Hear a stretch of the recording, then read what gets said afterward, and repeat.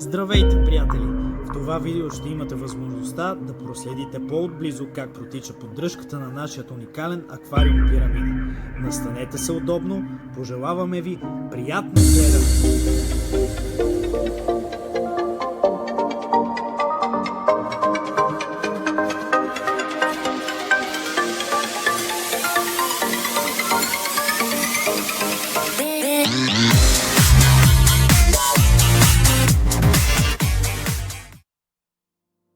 Първата стъпка при поддръжката на аквариума е да повдигнем плота, за да имаме достъп до растенията.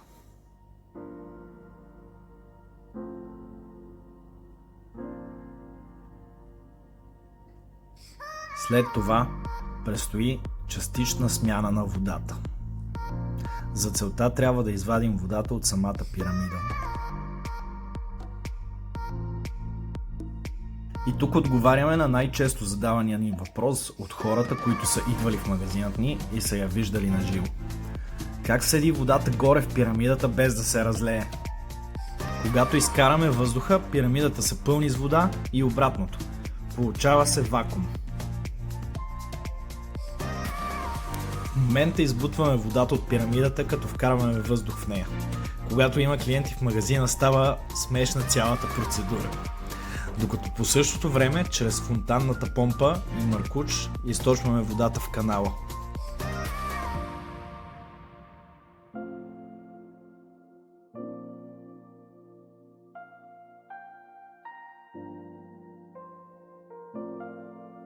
Идва момента да повдигнем пирамидата и да видим какво се крие под нея. Докато баща ни събира досадната водна леща, паразитно растение, което няма човек, или поне аз не познавам, който да не го хейтва яко, аз се заемам с почистването на излишните издънки на ехинодоруса. Неговото име е Ехинодорус quadricostatus. Използвам съм го в най-предната част, за да скрие колоните, на които поставяме пирамидата.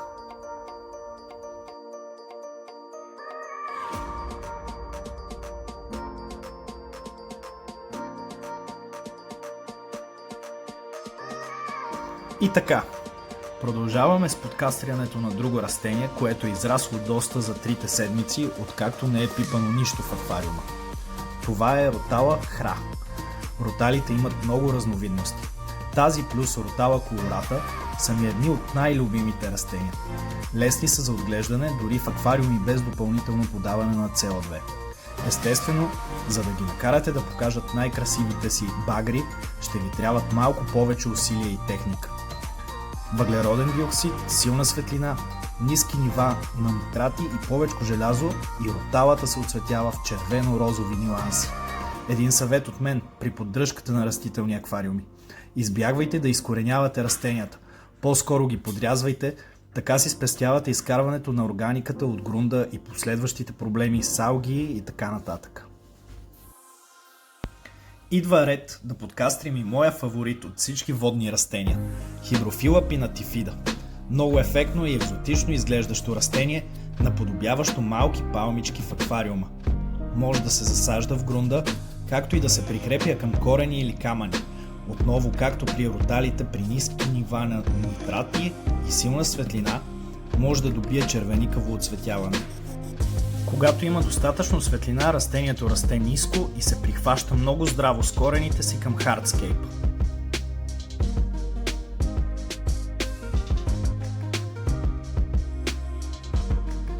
А сега продължаваме с малко пипкава работа.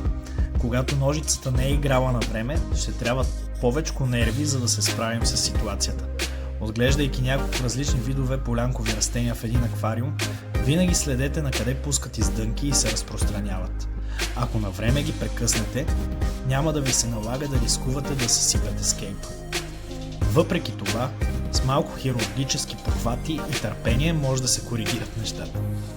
За да не изкореня полянката от Микрантемум Монте Карло, си помагам с другата ръка, докато изкоренявам издънките на ехинодоруса.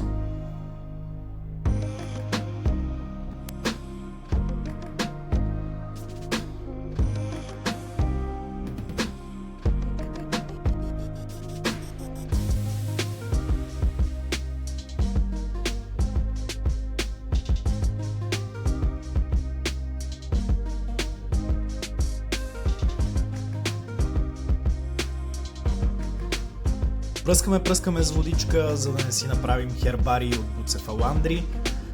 И така, избрал съм бавно растящи растения, които да разположат в пирамидата, понеже не отделят чак толкова кислород при фотосинтезата.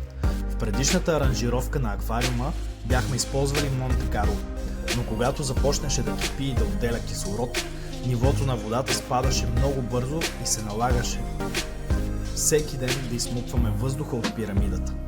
Буцефаландрите, сравнително отскоро познати и използвани в акваскейпинга и акваристиката, са ефектни растения, не изискващи никакви по-специални грижи. Бавно растящи растения, които имат много различни разновидности. Различни форми на листата с различни багри. Най-красивите от тях притежават тъмнозелени листа, посипани с бели точки, наподобяващи звездно небе.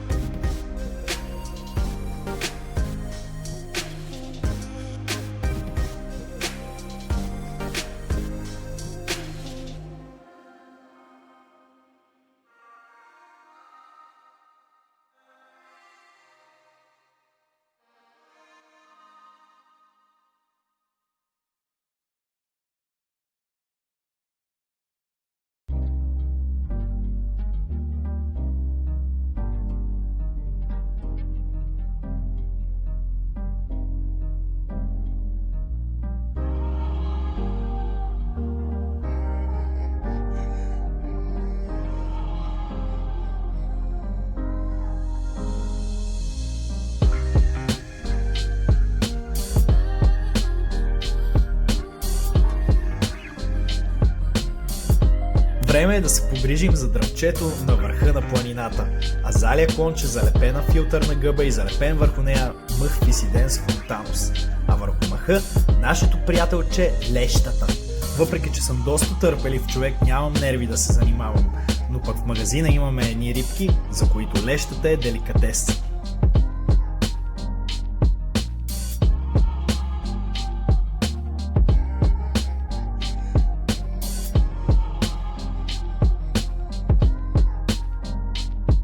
Това са японски шарани или койфиш. Тук попада всичката водна леща, която събираме от останалите аквариуми и за секунди е изядена.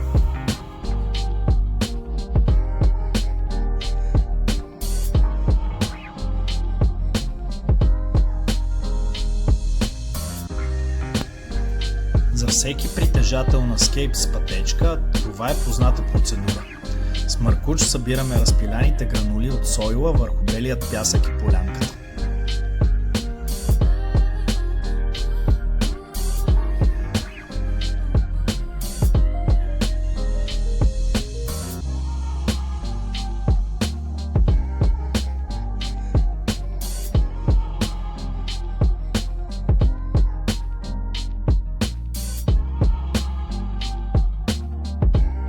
Сега е ред за почистване на стъклата от алги. За тази цел използвам един от най-любимите ми инструменти – JBL T-Handy – шпатула с ножче. Най-сигурният начин да не надраскате стъклата на аквариума си. При почистването с магнитни чистачки има голям риск песъчинки от грунда да попаднат между магнита и стъклото и да си съсипете аквариума.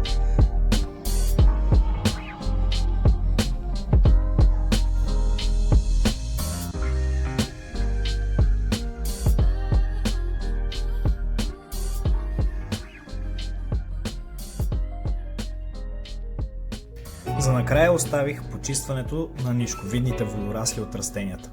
Понеже стартирането на аквариума съвпадна с обявената извънредна ситуация, нямах възможността и нямах времето да правя честите смени на водата в първите седмици. Едно от условията за нов аквариум с активен субстрат, за да избегнете бума на алги. Въпреки това, с механично почистване в началото и добавяне на Easy Carbo плюс един добър отряд от аманови скариди, проблемът може да бъде бързо решен.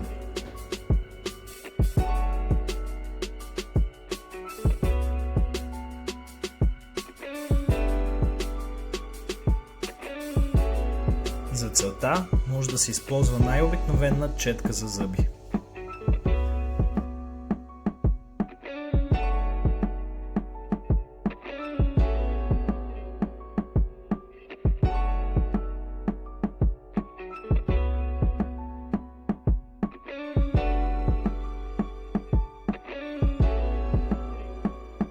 Размерите на аквариума са следните: дължина 110 см, ширина 62 см и височина 21 см. Цялата маса заедно с стъклената стойка е висока 106 см. Пирамидата е умален мащаб на Хеопсовата пирамида. Аквариума е снабден с филтър JBL E1902, който се намира в стъкления шкаф. Всички тръби са скрити под камъните. Две входящи отляво и отдясно и една изходяща по средата, която разпръсква чистата вода в две посоки.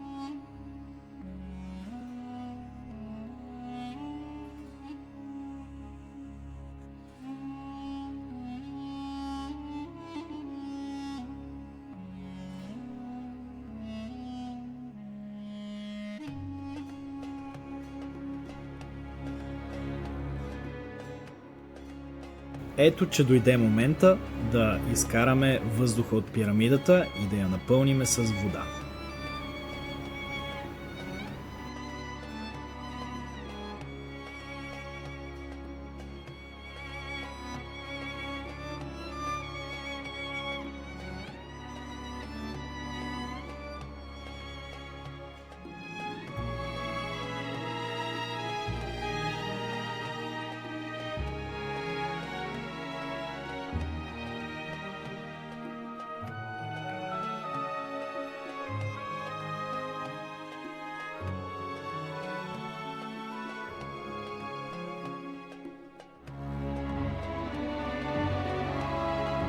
Създателят на този уникален аквариум и бар маса пирамида е моят баща и учител Петър Дудин. От дълги години познат в акваристиката в България с неговите аквариуми с уникален дизайн. След премиерата си пред света през 2015 година, нашият албум с снимки на аквариума събра над 50 000 преглеждания и над 500 споделяния за 24 часа. Буквално нямаше Фейсбук страница за акваристика, в която да не беше споделен. От Азия до Америка разбраха, че акваристиката в България се развива с пълна сила.